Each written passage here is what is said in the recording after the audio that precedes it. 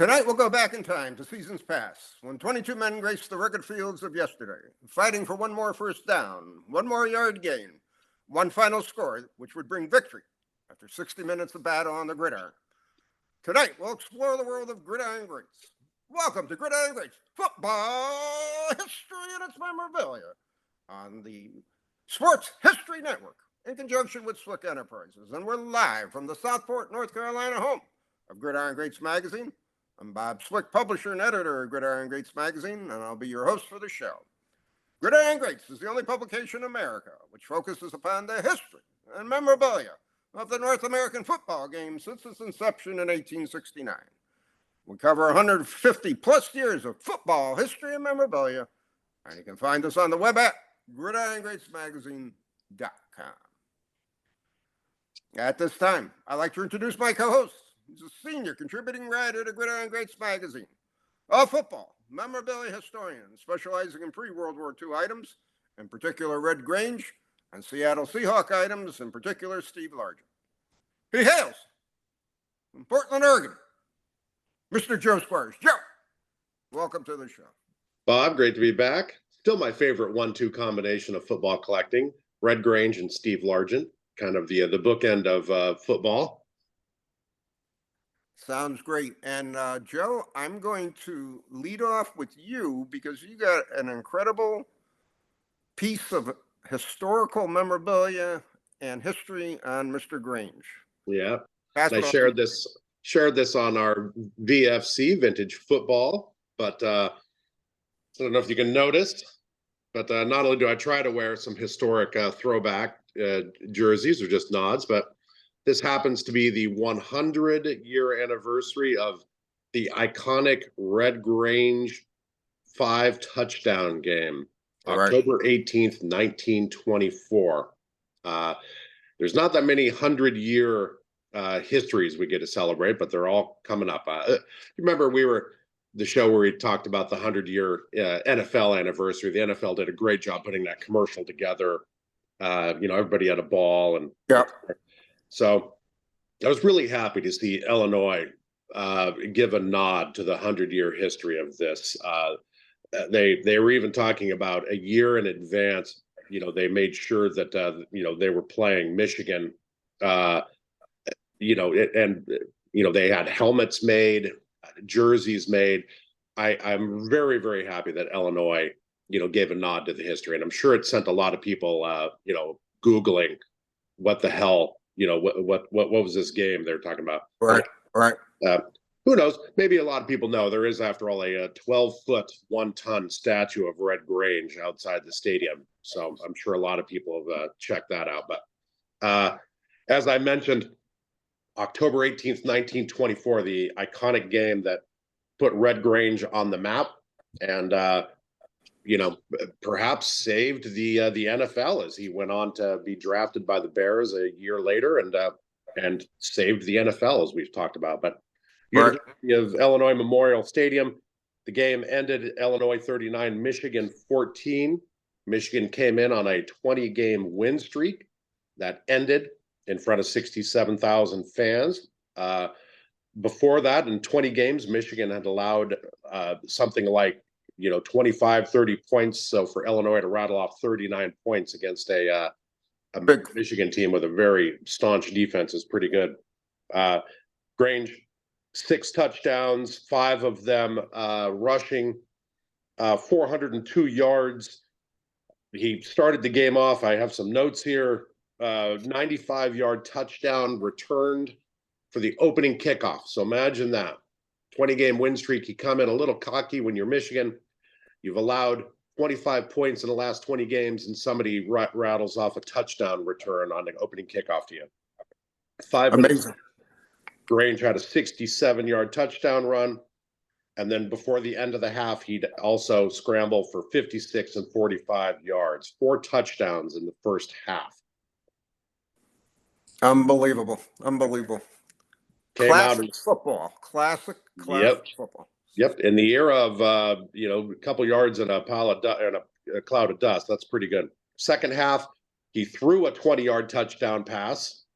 He returned another kickoff for a touchdown pass, And then not only, that's 6 touchdowns. People say he had 5 touchdowns. They don't really count the 20-yard touchdown pass because that came on passing. He rushed for 5, threw for 1.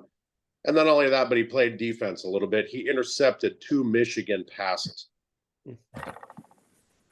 That's the game.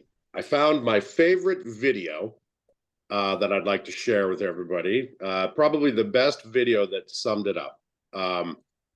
So I'm going to go ahead and kickstart that if everybody would. Beautiful. Game day. Hang on a second. Just a second. Let me move my, oops, sorry, I moved that over to a different screen. So I need to get my audio here. Sorry, I'm on the wrong screen. Sorry, I moved it to a technology. I'm just going to move that back.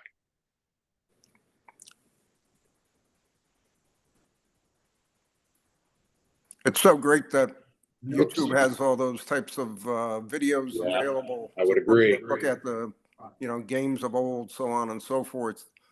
It's really amazing to see. Just a second. And as we know, YouTube likes selling commercials, so get them now before each video. So. Yep, there it is.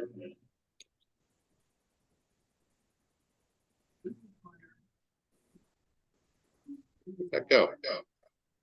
Beg your pardon. There it is. The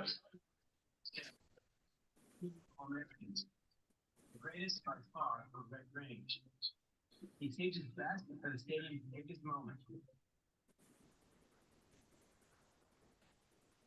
Come on, babe. Come on, babe. Come on. There you go. The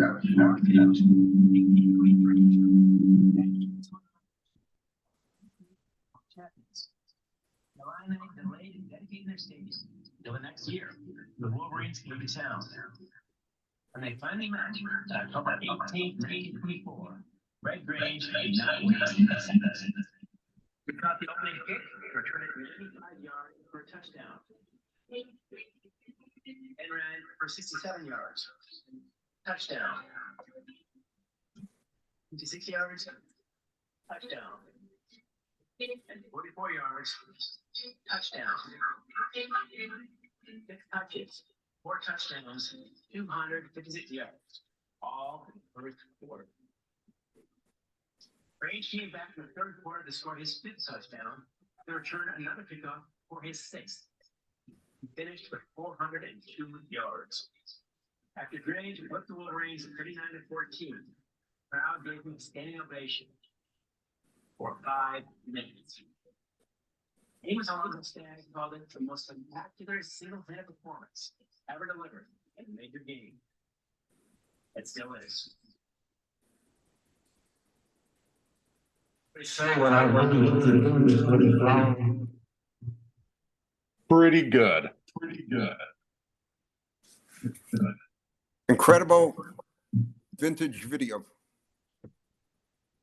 Like to share a few things also that are in my personal collection. Sorry for the echo. Got the ticket.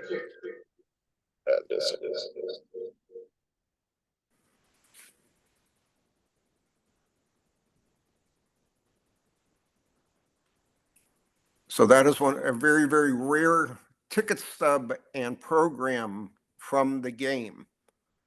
And I know we've talked about it many times in the past, how many of those actual ticket stubs and programs exist in our hobby today. It's just truly amazing to me to actually see one and see the program at the same time. Incredible.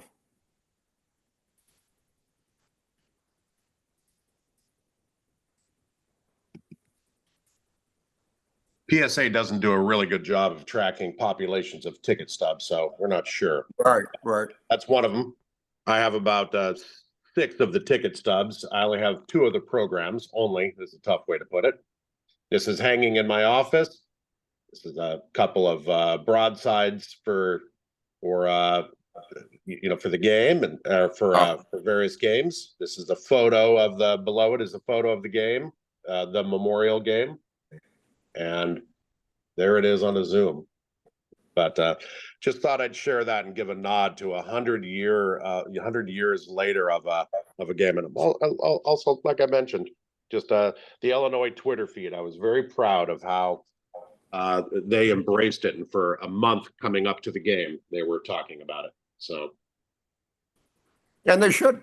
I mean, that is truly a historical piece of early football history that, and like we were talking beforehand, how many people really know about it? But again, if you're at Illinois and you see that Grange statue, you have to be compelled to read, about Grange, so on and so forth. Yeah. And, realize his role in the early development of our game. I mean, it's just incredible. He was an incredible athlete. It's just truly amazing to me what he did.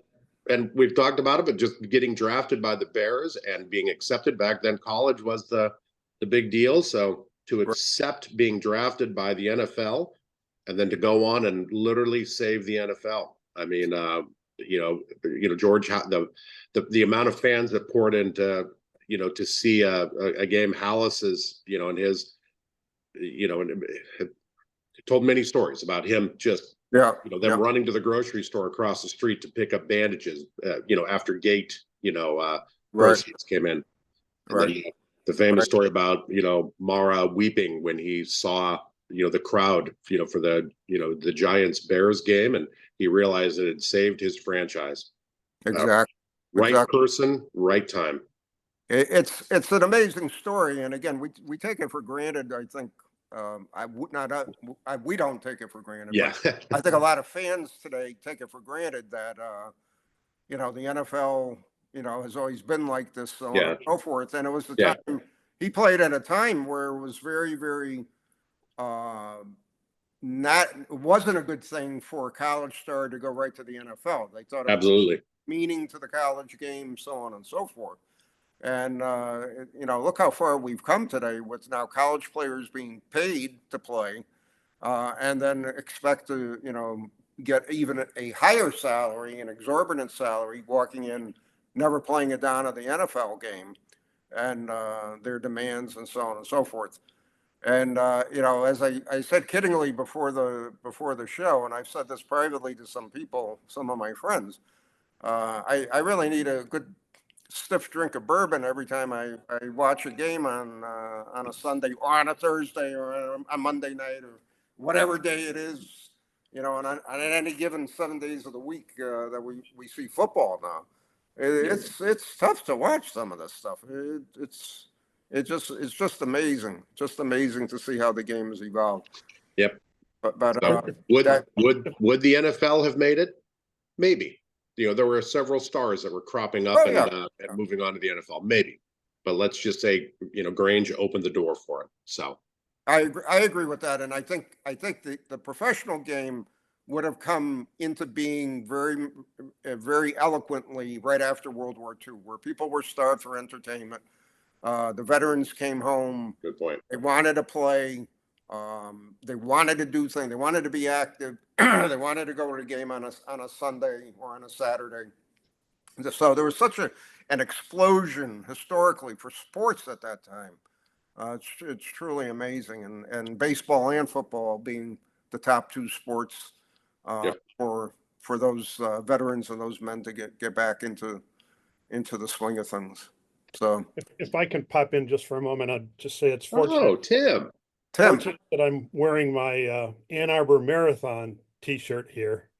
And so hopefully this podcast goes better than the game did for Michigan that day. It probably By the will. way, Tim, I'm in Portland, Oregon. My wife went to U of O. She's a solid Duck. So yeah, sorry about that thrubbing at the house. Well, no, I'm a Badger fan, so I'm in fear of what's going to happen in 2 weeks. Oh, okay. Oh, yeah. That's good. Well, Joe, I appreciate you showing that, and again, I'm glad you were able to, since we had audio shows before, and now we're recording video. It's nice to see that kind of stuff. It's just an incredible piece of college football history. Bob, and it's pretty obvious we need a producer. I'm just hoping there's budget next year for us to have a producer to have all this video and audio lined up. I'll start a GoFundMe account for football history or whatever. But in any event, as we could tell, our special guest is here, and I'd like to introduce him and get started with our interview. Our guest tonight has been a guest on our podcast back in July 2020 and also in November 2022. He's the author of Hut Hut Hike, How Football Became Football, and Fields of Friendly Strife. He combines years of research experience and the insight of a former college football coach to illuminate football's past and its relevance to our modern game. His latest book, which has been reviewed in the new issue of Gridiron Greats magazine, and let me get it right up here, Yes. is a history of football.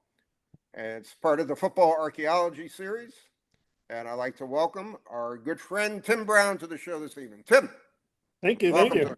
Yeah, glad to be back. It's always fun. Create a few stories and a joke or two. Thanks for taking time. Bob's known as being a joker. That is for sure, Tim. Thanks for taking time out of your schedule to come on. And I want to lead off and ask you, how'd you come up with the idea to write your newest book, A History of the Football? Yeah, so as you said, I had published 3 other books before, and then I have a Substack or website called Football Archaeology, and I've got like 1,100 articles on that, because I publish a couple times a week typically now. And so basically what's happened over time is I write these things, and then obviously I learn new things. Mm-hmm. And so if you want the complete story of a particular topic, it's kind of spread all over creation. And so the idea behind this football archaeology series is to just find specific topics and explore them thoroughly based on what I know to that point. And and then just kind of my style, like on the website, it's all these kind of little chunky stories, but they're not integrated at all. Whereas the intent of the series is to try to integrate them, use, in this case, the example of the history of the football to talk about the football itself, but all in the context of the broader themes and trends in the game. So that's kind of the gist of it. And so I've got ideas for 5, 6, 7, 8 other books in that series, and I'm working on one. Wow, that's incredible. Well, it's just so much stuff out there to talk about. So it's the difficulty isn't in finding something to talk about; it's finding which ones to talk about. So that's a good problem to have, to say the least. So that's good. So when can we expect that laser focused book on Steve Largent from you, Tim? Is that in the pile there? It's not on the list yet, but I understand. You were talking about GoFundMes and budgets. So you're a guy with deep pockets, so hey. Hey, if you can afford a jersey like this, you're doing pretty well. Exactly. These are silly. This book, I mean, you nailed it a second ago when you're like, you pick up knowledge about little things. I mean, just the fact you said you have 7 or 8 things, in the works. That reminds me of my my nightstand with all my books sitting on it. I mean, before the show, Bob showed a football. We were talking about night games and et cetera. And I mean, how long does it take you to research something? Or, I mean, actually, it's probably more of just gathering all of the data and brining it down into something that's palatable. How long does that take?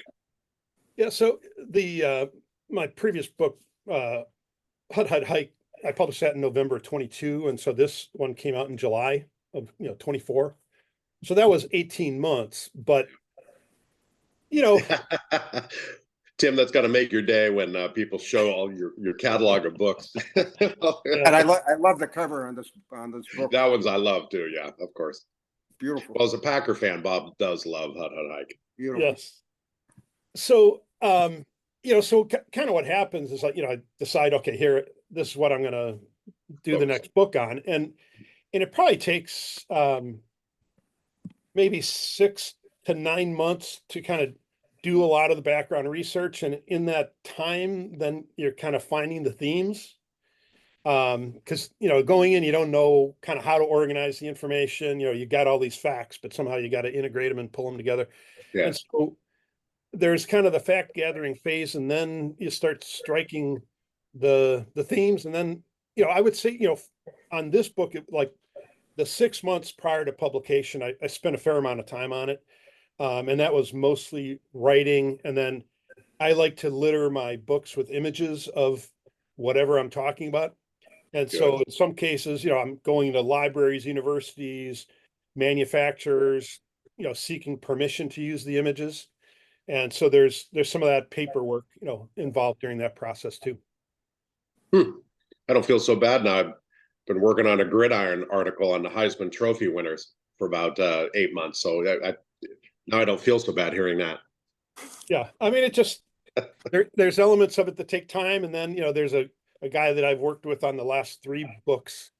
He designs the cover. So, depending on when I kind of put in my order, that takes a month or so. Yeah.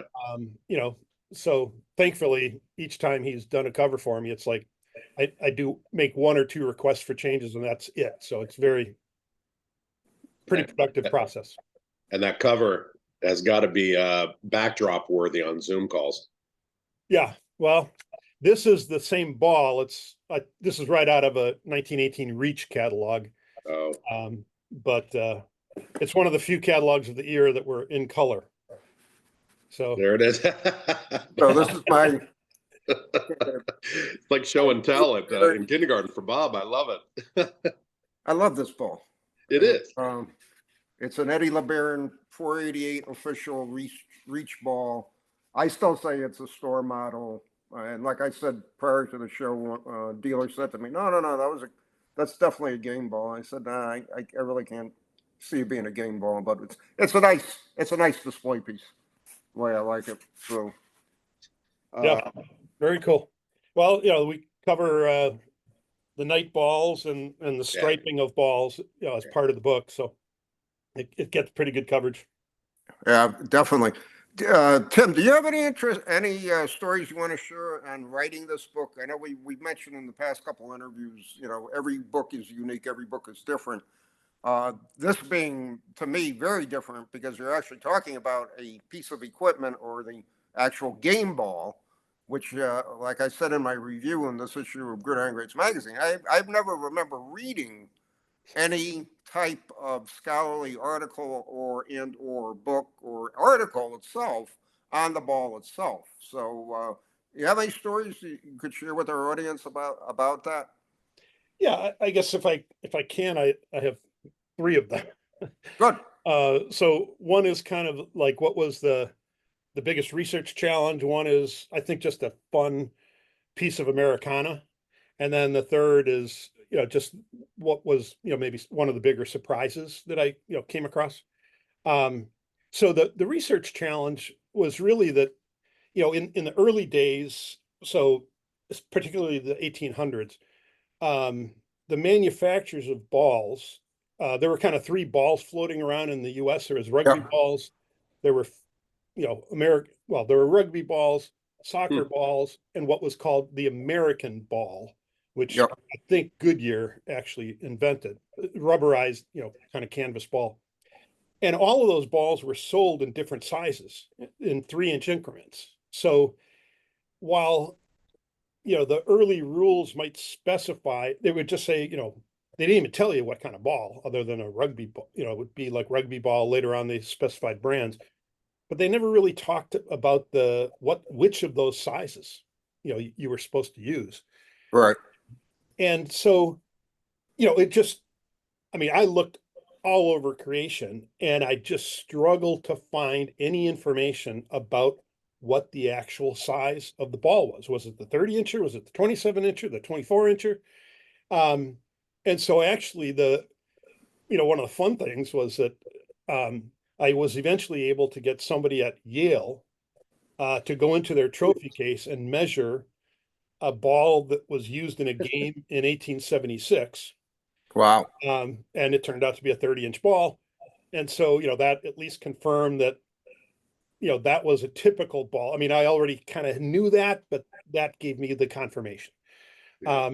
So a lot of it was just, it was difficult to, especially before 1912, when the NCAA did specify the actual size of the ball. Yeah. Until then, it's difficult to find information about sizing. But here and there, I found pieces, and while it's possible I'm wrong on something, I think I found the best information that was available. So that was fun. That whole just digging in and trying to find the information.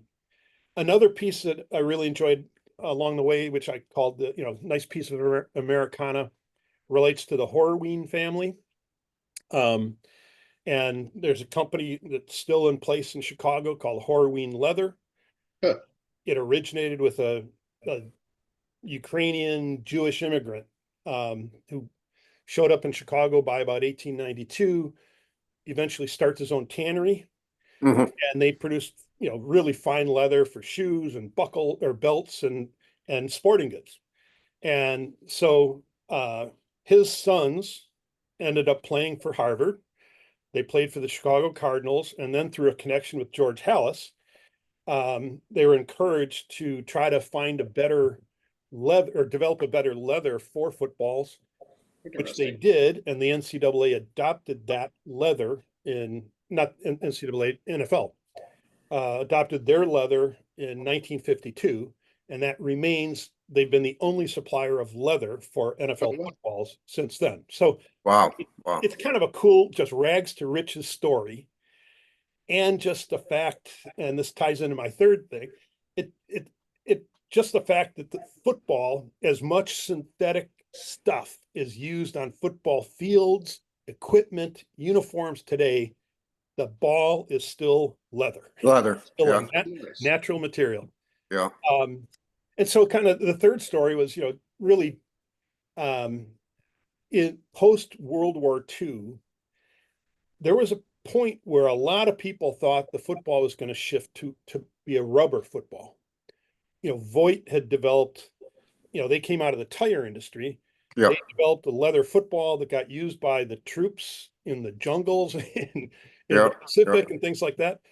And so, it's just kind of a neat thing that, there was a point, the rubber ball was used in the NCAA football until the mid 80s or so. And then it went away. I mean, it was available for use. Most teams still use leather. But so it's just kind of cool. I just think it's neat that despite a serious challenge by rubber, that, we're still using a leather ball. I just think there's something kind of romantic and interesting about that. Backing up a point, I vaguely remember over the years looking at a lot of Yale football memorabilia at Payne Whitney Gymnasium in their athletic area at the bowl. I did have an opportunity for a couple games one season. My wife and I were on the field as photographers for Yale. We did a couple photo shoots for them.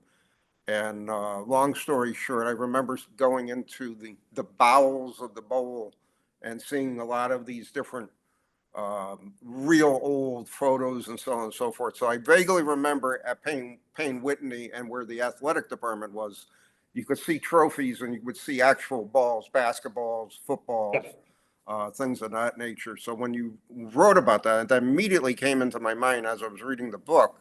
And I said, wow, I remember this. And I want to say it was like 2008, 2009. We did the photo shoots at the bowl, giving us, that was the first time ever, besides high school, being on a field of a college game in action, which was an incredible experience for us. Yeah. To hear the hitting and whatever. And my wife, Brenda, was just very mesmerized by seeing these 300-pound men clashing with one another, and just to hear reverberations. And she was using a 35, back then we were using 35 millimeter cameras to shoot, and she got some incredible shots. Nothing to do with the game, but just seeing the guys actually hit one another, avoiding the action type of thing. And then I took more of the action shots, anyways. But it just brought back seeing that. It was quite fascinating, and remembering that Yale does, and most of the Ivy Leagues, Harvard and Princeton, have some incredible early football memorabilia there. I was just out, not this past weekend, but the weekend before, I was in Philadelphia. I was invited to a unveiling of a Burt Bell statue. Oh, wow. Okay. At Franklin Field. Upton Bell, his son, through a connection, invited me. But it's just like you walk in that stadium. All the things that happened. You know, the Penn relays, Penn football, the Eagles. Just crazy the history that place. Yeah. And the sad part about Yale football now, I mean, it's the shell of what it used to be. It's sad. I mean, with the exception of Yale Harvard or maybe a Yale Princeton game, they're lucky they're getting 5,000, 6,000 people there. Yeah. And I remember growing up, my father and I were rope guards back in the mid 60s. I mean, walking in, I never saw so many people in my life, 70, 80,000 people in that stadium. And my father fully dressed with a shirt and tie and his fedora cap on, with a sport coat. That's how you went to the game back then. And it's just truly amazing. Brought back some great memories. Well, yeah, the world has changed. I mean, just before World War I, Penn was the biggest school in the country. I mean, we tend to think of the Ivies as smaller, but back then, 3 or 4 of the biggest schools in the country were Ivies, and Penn only had 7,000 students. So, it's the world has changed. Exactly. But that was a great part of the book that I thoroughly enjoyed reading about. Yeah, rugby origins, right? Yeah, I love that. It's so interesting. Just the stuff that it's just like stories, I guess. You hear things about how footballs are put together. I didn't know that about the leather, for example, or that, rubber and, made you're telling that story about the rubber balls. And my son has a small rubber ball that we throw around on the beach, and it's a lot easier to grip when it gets wet just because of the rubber and the little dimples on it. Yeah. Well, which is why they used them for a while, but then, in part because of the Horweens, they found a better way to, if I don't know if impregnate is the right word, but they treated the leather in a way that allowed it to retain this, more grip and stickiness and the pebbling. And so, that's, I think part of the reason why leather, stuck around. Yeah. There's this famous Tom Brady, interview where after he wins a Super Bowl, somebody puts a microphone in his face and says, "Which of your Super Bowl wins is your favorite?" And his quote is, "My next one." Which I love. That's a good way to deflect it. So, I mean, you've written 4 books, and I haven't had a chance to read the history of the football or a history of the football yet. But which is your favorite book that you've written? Well, my favorite is How Football Became Football. It was kind of, for me, it's the one that was, Bob's reaching. Hang on, Tim. Is everything tipped over here? That one is good. I love that book. This is really a great book. Yeah. Seriously. Thank you. Beautiful. Thank you. The hardest one to write was Fields of Friendly Strife. Now, Bob, you can hold that one up. I'm going to bring that. Bob is your production assistant. This book, it's Tim, how I actually met you when we were talking about it, and I reviewed it for the magazine, and it was a fascinating book. I mean, combining the war history along with the football history, which is it is. I could see the difficulty in writing something like that. Yeah, I mean that one was hard because I basically profiled 172 people, and I had to figure out who. By the way, Tim. Yeah, there you go. Yeah. I looked over at my bookshelf. I'm like, I think I have that one there. So that's my favorite one, just because I was fortunate, I mentioned earlier that in writing a book, you're doing all this research and then you got to find ways to, how do you organize it? How do you take all this information, try to make sense of it? And so, fairly early on in writing that book, I kind of created my themes, which became chapters. And, and then by and large, I mean, even today, like I have a way of maintaining images and documents and notes, and they follow basically those same categories that I came up with in that book. Now it's kind of like whether you're using Windows or Mac, you've got folders, and so now I have more subfolders under each of those categories, but the same fundamental structure still applies. It's about the game atmosphere, the equipment, the technical side of the game, and play calling and rules, whatever it may be. So and it was just it was a lot of fun to just try to integrate all that information, and so hopefully it worked. Have that same writing style. I an outline of what I want to discuss, and then I just start putting stuff, subfolders underneath it. But was one book more difficult to research? Your first one out of the gate was the hardest, this paralysis by analysis kind of thing? The first one is the hardest for two reasons. One is, when I first went at it and was trying to figure out, so that originated with a claim that half the guys who played in the 1918 Rose Bowl had died in action, in service to the country. I was able to show that only one had, but there were a bunch of others, or others that were on the teams that had been wounded in action, etc. But nevertheless, so basically, in order to figure out if that claim that was made was accurate, I had to figure out, well, who were the guys on the team, and there really wasn't a source for that. So I just combing through newspaper archives and whatever, different sources. I had to figure out who they were, and then were they, did they stay in the service? Because the claim was they died in either World War I or World War II. So I had to figure out, okay, were they still, did they die? And so anyway, so that was just an exhaustive process. And I figured out, of the, say, 172 guys that I identified, I think I figured out what happened to 168 of them. So I came pretty close. But so that was just very hard. And then, linking it, as both the war and the football side of things. So that was definitely a challenge, but it was, and then the other thing that is true is that, when I did that before I knew how to research old football stuff. Right. And so just if you do it, then you start learning kind of the tricks of the trade. I've got a much better idea now. If somebody asks me a question about old football, I know where to look. I know the minute you ask me, I have a pretty good probability of knowing, am I going to be able to answer the question? Whereas back at that time, I didn't know that, so it's just easier to find the things I've already written about, and where I didn't have any of that available when I first got started. Tim, I'm gonna switch gears here a little on our next question, and this is just a complete opinion question.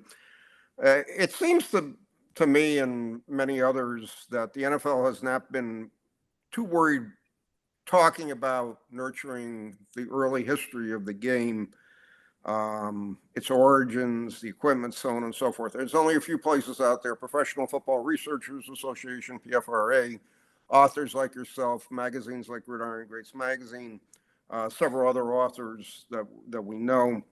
Do you have any thoughts or comments as to what you feel, why the NFL seems only to look at 1970 and up as far as the history of the game is concerned after the AFL-NFL merger? And do you think we're fighting a losing cause here, trying to educate people on the early game? It's something I've wondered for a long time. I've talked privately to several people on it. Joe and I have had this conversation over the years.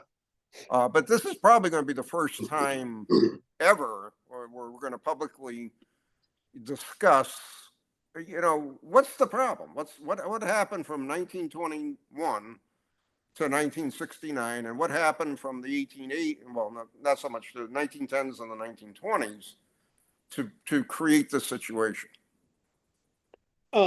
Yeah, so I think there's a chicken and egg thing going on to some extent. But if I could sum it up in one word, it would be television. Okay. The NFL it grew, it became the national game because of television. Yeah. You know, it really it was basically nothing Yeah. until then. I mean, yes, it was important and yada yada. But even you look in the newspapers of like the NFL championship games in the mid 50s, and they Yeah. don't necessarily get the headline in the sports page, right? Yeah. So so the NFL exists today because it embraced television. It was a very television friendly sport. And so, before 1970 or so, there just isn't a lot of good video available of football, even for the NFL. I mean, it was so, instant replay didn't come along until 61 to 63, right? Yeah. And so part of that was just a pure technical issue. A lot of it's the cost of storage and transmission. They just couldn't pull it off. And so they didn't save a lot of those games. And so they're just, when you exist in a visual environment, a video environment like the NFL, unless they want to do a, Ken Burns style narration, interview, still image kind of documentary, like it's great to show this Red Grange film, like, Yeah. like you did there.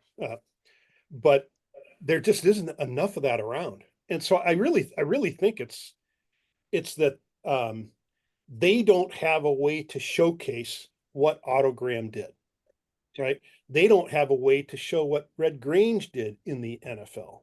Yeah. Or, any of the storied people prior to, some of it's around in the 60s, but before that, it's pretty slim pickings.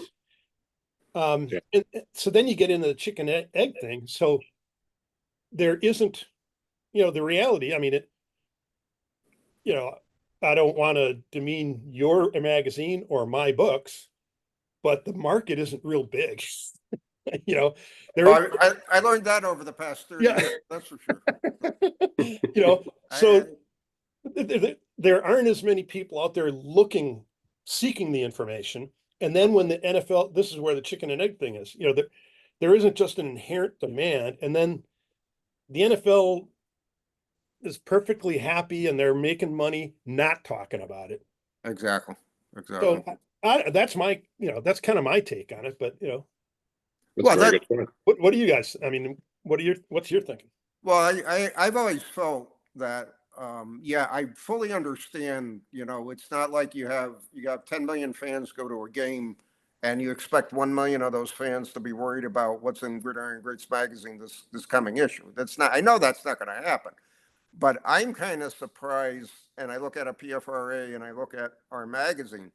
I'm just surprised that it seems like almost it's just a core of 500 that really care about any of this stuff.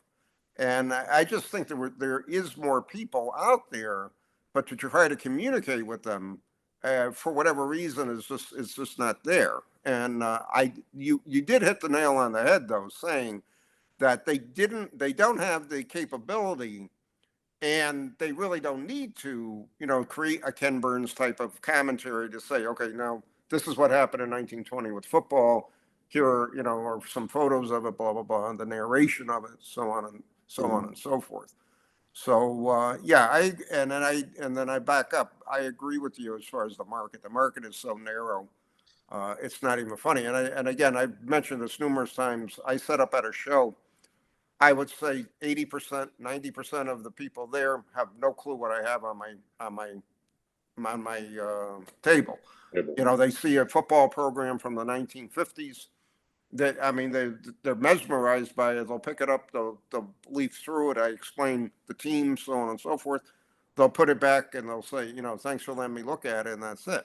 It's not something to create an interest with regards to that particular piece of memorabilia. And I see it, the progression of that is from doing shows back in the early 80s, now 40 years later, it's less and less of the desire to get that reach football or to pick up a program or like Joe's stuff from Red Grange, so on and so forth. Well, it's even so, one of my sons encouraged me to make my books available on audio.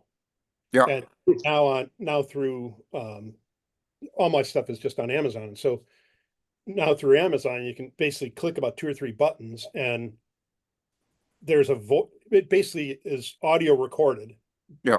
Or audio played in some computerized voice. It actually sounds pretty darn good as far as I'm concerned. But the amazing thing is that has led to pickup on this latest book that I didn't have before, because there's just people who are driving around. If you're in sales, or whatever you do, if you got a longer commute, you pop on that book and you listen to it instead of having to read it. So, Well, I've had publishers now. I can only review a book that's a PDF file that they email me. So now I gotta, I don't want to be on the computer 14 hours a day, and now I'm stuck reading this book on my computer, which I don't want to do. Yeah. And I don't, unfortunately, Brenda has a whatever it is, the Kindle thing, and I just don't get excited reading on that. I still like a physical book, and again, I'm a definite dinosaur coming to that. They still like printed, material. We still print the magazine. I still want to read a book, a physical book, so on and so forth. So that's a good point too. Amazon. I listen to a lot of audiobooks on my commute, just like you said, Tim. Going back to the football thing, if you think about it, when did TV become popular? When did most households get TVs? I mean, that Grange game was filmed with probably 1 or 2 cameras, one camera sitting up high, they couldn't zoom in. Most of those shots are wide shots. I mean, so it's 1, maybe 2 cameras. I mean, radio was back then. So the fact that film exists for a couple of these games from 1924 is pretty good. But then you probably hit some of those some of those games in the 40s and 50s, the AFL, et cetera. Probably no recordings, like you said, Tim, because no reason to. There's no TV broadcast. Right. Well, and so the first TV game was Fordham, not Mansfield, Fordham and whatever, one of the Pennsylvania schools in 41. Oh, and wow. there were only like 1,000 TV sets in New York City at the time, and that's where it's broadcast. But the initially, so Penn and Notre Dame had their games telecast in the late 40s, early 50s, and then the NCAA, basically came in and said, you either stop broadcasting them or we're booting you, because they wanted to control it. And but they only broadcast 1 game a week, and that remained the case basically into the early 60s. Really it was in the 60s when football became popular, and the Sports Broadcasting Act of, I think it was 62, allowed the NFL to negotiate a national contract, allowing them to share revenues for TV, which is fundamental to why the Green Bay Packers still exist. Right? Yeah. So, there were those kinds of things going on. And the NCAA pretty much clung to the 1 or 2 games a week for some time. So it really kind of exploded. The coverage really exploded with cable, when that came along. But the NFL embraced television much earlier than the NCAA, which is part of the reason for their popularity, so it just, but even then, they didn't save a lot of those games to tape. They just didn't have a way to do it. Just another one. They didn't have a way to do like the network, the studio shows, right? Those are so fundamental to the way we watch games now. But until they could send the signal and store it and make highlight tapes effectively. When you watch a college football game, you watch the band march across the field at halftime. Yeah. Yeah, So exactly. Well, Tim, what's next in your hopper? You said you have 8 or 9 folders. Which one's the apple of your eye? What's next? So the one I'm working on now is a history of the early forward pass. So, Good. the forward pass is so fundamental to the game today, but Yeah. so I'm going to try to cover like what the forward pass looked like before it became legal, when and who started advocating for it.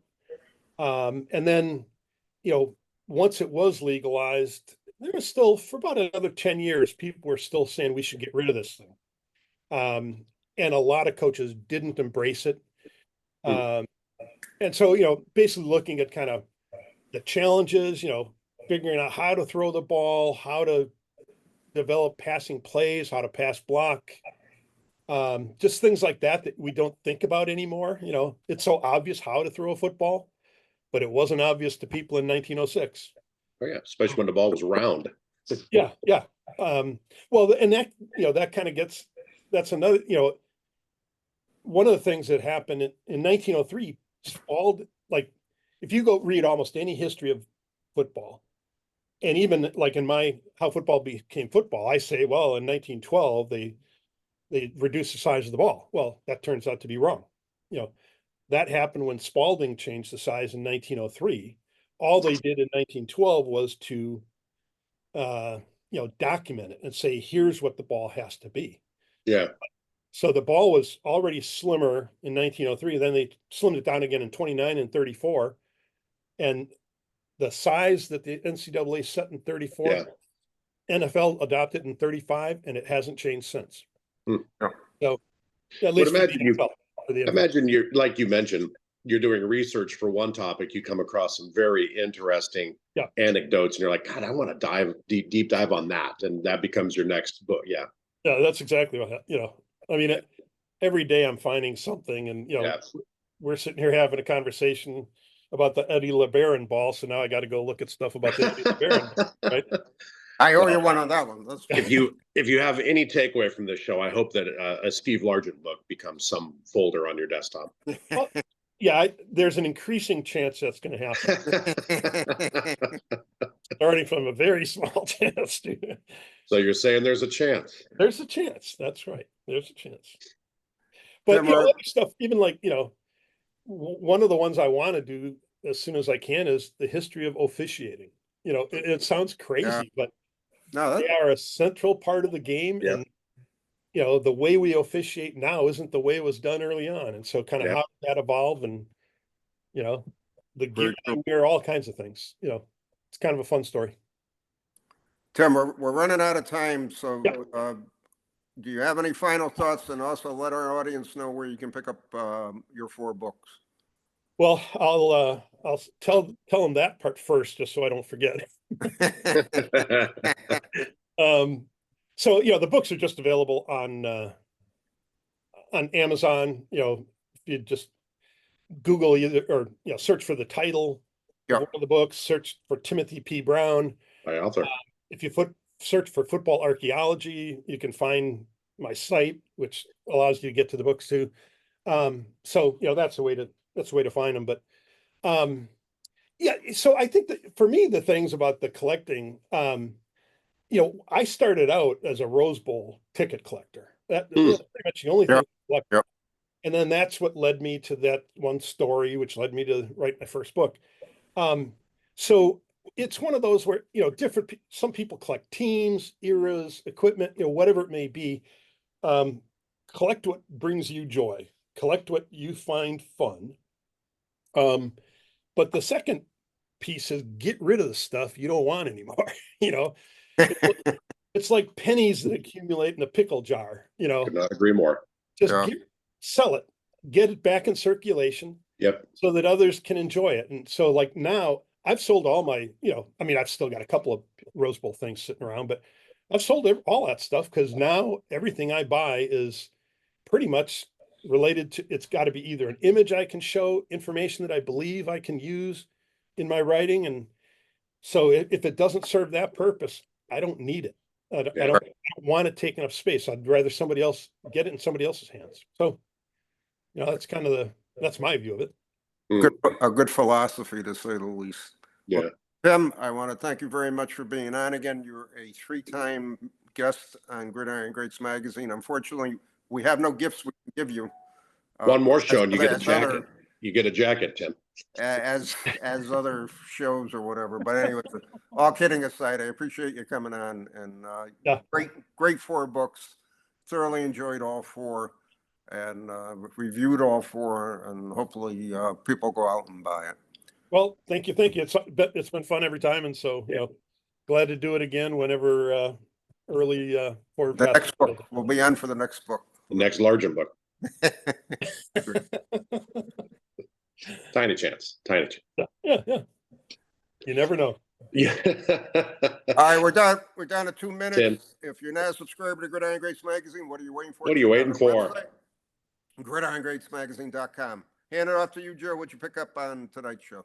What an amazing guest, our 3-timer, Tim. Thank you for having a great sense of humor. And I keep saying this, but the 2 of you are a nod to the history of the game we love, the NFL, and its predecessors. Just so, in other words, thank you for for documenting the history. Thank you for being an advocate of the history of the NFL. Just the hobby needs it. The sport needs it. So thank you.